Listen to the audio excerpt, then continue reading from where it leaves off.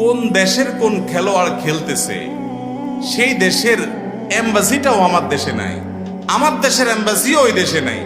তাদের দেশের সাথে আমাদের দেশের রাজনৈতিক সম্পর্ক নাই, কূটনৈতিক সম্পর্ক নাই, অর্থনৈতিক সম্পর্ক নাই, বাণিজ্যিক সম্পর্ক নাই, ধর্মীয় সম্পর্ক নাই। আমার রবকে ওই খেলোয়াড়ের রব হিসাবে স্বীকার করে না।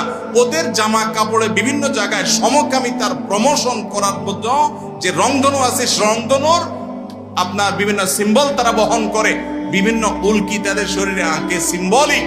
যারা আমার রবকে, দিনকে শুধু মানে না তা না, তারা আল্লাহর বিরুদ্ধে বিদ্রোহ করার শামিল এরকম কাজগুলো করে। আর আমার দেশের সাথেও তাদের কোনো সম্পর্ক নাই।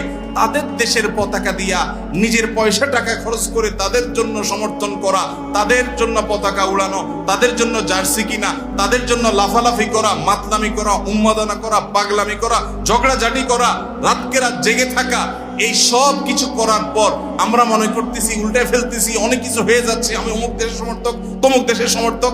দিন শেষে আমাদের এই সমস্ত আবেগকে পুঁজি করে ওই আসর জমজমাট হচ্ছে। ওরা ডলার আর পয়সা কামাইতেছে কলুর তেলের মতো, আর বলদের মতো আমরা ঘুরতেছি। এই জন্য আমি বলি, এগুলো হলো কলুর বলদ রে ভাই। লাভ কি বলেন? আপনার কি লাভ? আল্লাহ তাআলা আমাদেরকে বুঝার তৌফিক দান করুন।